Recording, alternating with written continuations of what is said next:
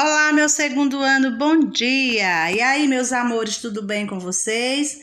Crianças, hoje é segunda-feira, vamos agradecer ao Papai do Céu por tudo que Ele faz por nós, por a nossa proteção, pedir a proteção diária para que Ele nos livre de tudo que é ruim e que possamos ter uma boa semana de estudos, né?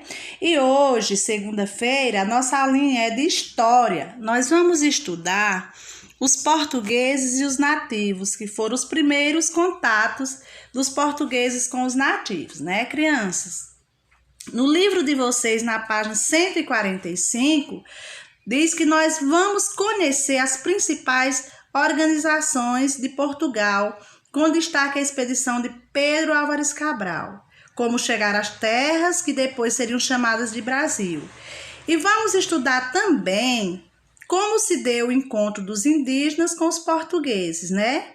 Como essa diversidade cultural influencia na formação da cultura do povo brasileiro e quais foram as principais contribuições deixadas pelos colonizadores. Nós já estudamos do grupo anterior as contribuições indígenas e agora vamos ver o que fala sobre os portugueses. Por volta de 530 anos atrás, ocorreram importantes viagens marítimas comandadas pelos povos europeus. Essas viagens, conhecidas como as grandes navegações, representam importantes mudanças para o mundo. Os historiadores registram que no ano de 1500, um navegador português chamado Pedro Álvares Cabral partiu da cidade de Lisboa com uma armada de 13 navios em direção às Índias. Ao planejar a viagem, escolheu a mesma rota que outro português já havia feito, né? O Vasco da Gama, ao passar pelo arquipélago de Cabo Verde, na costa da África. Cabral e a frota tomaram o rumo do ocidente. No livro de vocês podem perceber a Torre de Belém, Lisboa, Portugal, o ponto de partida e de chegada dos navios à época dos descobrimentos, né, gente? Após navegar por muitos dias e noites, no dia 22 de abril de 1500, os portugueses avistaram um monte e deram-lhe o nome de Monte Pascoal, em virtude da Semana da Páscoa. E ao desembarcar, acharam que o território fosse uma ilha, deram-lhe o nome de Ilha de Vera Cruz. Depois passou a ser chamada de Terra de Santa Cruz e atualmente é conhecida como Brasil. Os detalhes da viagem, do desembarque e das primeiras impressões que os portugueses tiveram sobre a nova terra são conhecidas porque, na tripulação, viajava um homem cuja tarefa era registrar por escrito todos os acontecimentos. Quem era esse nome? Era o Pero Vaz de Caminha. No livro de vocês podem observar uma estátua que é em homenagem a ele, a esse homem. E essa estátua está localizada na cidade de Porto Seguro, no estado da Bahia. Caminha registrou as primeiras impressões sobre as terras encontradas e os povos que aqui viviam, que eram os indígenas. Vamos ler a seguir 2 trechos da carta enviada ao rei Dom Manuel, narrando as aventuras da travessia pelo oceano, o desembarque e o primeiro encontro pacífico com os nativos da terra. Monte Pascoal. Neste mesmo dia, a horas de véspera, houvemos vista de terra, a saber, primeiramente, de um grande monte, muito alto e redondo, e de outras serras mais baixas ao sul dele, e de terra chã, com grandes arvoredos, ao qual Monte Alto o capitão pôs o nome de o Monte Pascoal e a terra de Vera Cruz. Os indígenas, a feição deles é pardos, um tanto avermelhados, de bons rostos e bons narizes bem feitos. Andam nus, sem cobertura alguma. Não fazem o menor caso de cobrir suas vergonhas, e nisso tem tanta inocência como em mostrar o rosto. Então, esses registros originais eles estão guardados na Torre do Tombo, na cidade de Lisboa, em Portugal. inclusive a carta que ele enviou ao rei Dom Manuel, narrando as aventuras da travessia pelo oceano, o desembarque e o primeiro encontro pacífico com os nativos da terra. Vocês podem ver aí a foto, né, da carta que foi enviada ao Dom Manuel. A tripulação de Pedro Álvares Cabral foi recebida pelos povos nativos de forma pacífica. Os indígenas lhe ofereceram cocares de penas e colares de contas, e em troca ganharam gorros e chapéus.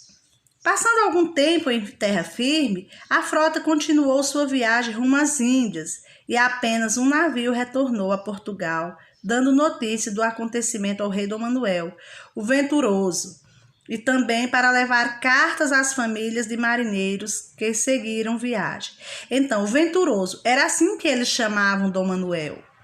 Em 1501, passou a ser terra de Santa Cruz. Anos depois, em 1507, ficou conhecido como Terra Brasil.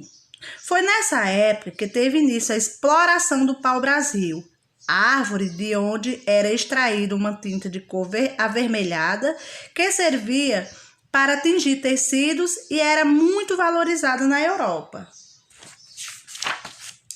Então, gente, vocês veem aí na página 148, tem a atividade que vocês vão responder. Vocês vão olhar aí o mapa e a legenda das rotas marítimas. E aí tem a atividade 1 que pede para vocês completar as questões, né?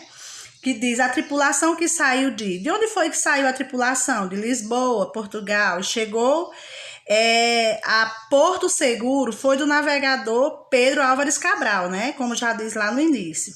E o navegador Bartolomeu Dias saiu de Lisboa e chegou ao Cabo das Tormentas. A rota marítima de Vasco da Gama saiu de Lisboa, atravessou o Cabo das Tormentas e seguiu para Calicut, na Índia, né? Aí depois pede para vocês numerar como se deu os nomes, como foram a sequência dos nomes dados à Terra Brasil. Tem aí Terra de Santa Cruz, Monte Pascoal, Terra Brasil, Vera Cruz, e vocês sabem como é que faz essa numeração, que o primeiro nome dado ao Brasil foi Monte Pascoal, depois Vera Cruz, depois Terra de Santa Cruz e por último, Brasil. Vocês vão olhar essas imagens e vão estar respondendo a atividade. Tem aí a formação da cultura brasileira, na página 151. A formação do povo brasileiro se deu pela mistura de raças de diferentes povos. Nós já vimos isso, né? O indígena, o branco europeu e o negro africano. Essa miscigenação de raças de diversas partes do mundo influenciou fortemente a cultura brasileira. Veja o exemplo, palavras de origem africana. Estudamos no grupo anterior as palavras de origem indígena. Agora vamos ver algumas palavras de origem africana. Acarajé, chuchu, dengo, nhame, samba, moleque, né? E há algumas palavras de origem tupi presentes em nosso dicionário: abacaxi, mandioca, pipoca, pitanga, oi, né? E em decorrência do processo de colonização, os portugueses foram os que mais deixaram a maior herança cultural para o povo brasileiro. A mais marcante e evidente herança é a própria língua portuguesa, falada por todos os habitantes do país. Assim como a religião católica, iniciada com padres jesuítas, as diversas festas religiosas e suas procissões, como a Folia de Reis, que retrata a viagem dos 3 reis magos a Belém, as festas natalinas, a festa do Divino, as cavalhadas, que apresentam a disputa entre mouros e cristãos, né? Tradicional do norte e nordeste brasileiro, a festa Bumba Meu Boi é marcada pela forte influência dos povos indígenas, africanos e portugueses, formando a cultura e enriquecendo o folclore nacional, pois traz raiz de vários povos com seus hábitos e costumes.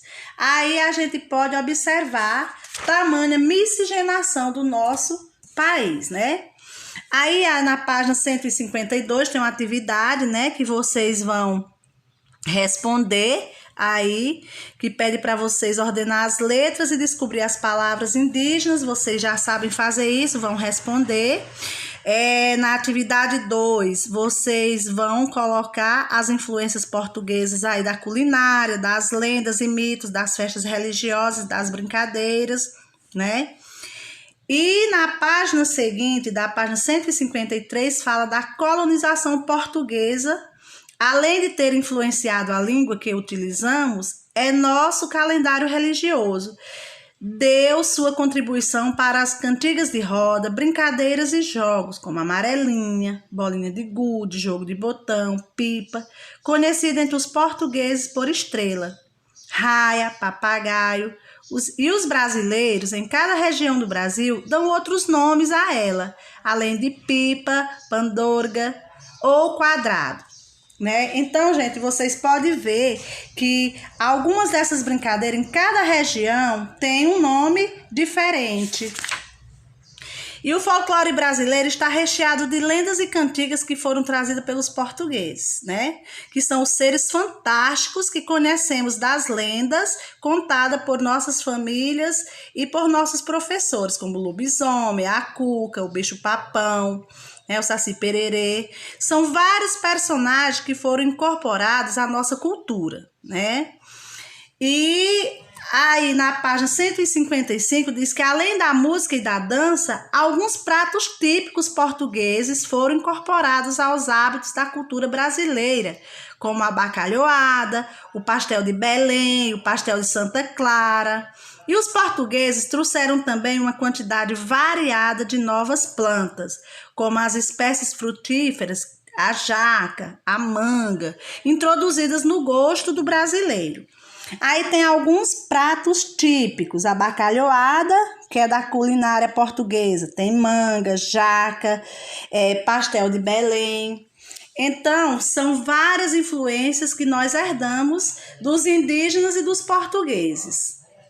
Vemos também aí que os colonizadores portugueses também foram responsáveis por introduzir no Brasil importantes movimentos artísticos e literários, como o barroco, a técnica da talha dourada, que consiste em talhar, esculpir a madeira e depois revesti-la com película de ouro, né? Temos aí, ó, o alto mor da igreja Nossa Senhora do Carmo, com talha dourada em estilo rococó, Alcântara, Maranhão, Brasil, né, gente?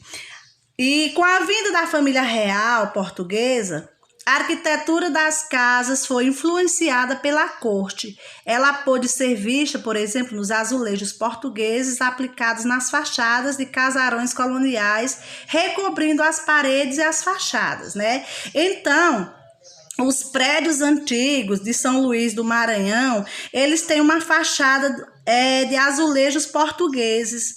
Foi uma herança que os portugueses deixaram para nós, né? Os azulejos. Então, crianças, eu espero que vocês tenham entendido um pouco mais sobre essas contribuições indígenas e portuguesas e possam estar respondendo às atividades com muito... Assim, vocês podem estar voltando à aula, podem fazer a leitura, né, da teoria e pode estar falando comigo, que eu estou aqui para ajudar vocês no que precisar. Tá bom, meus amores? Então, por hoje é só. Beijos e até a próxima.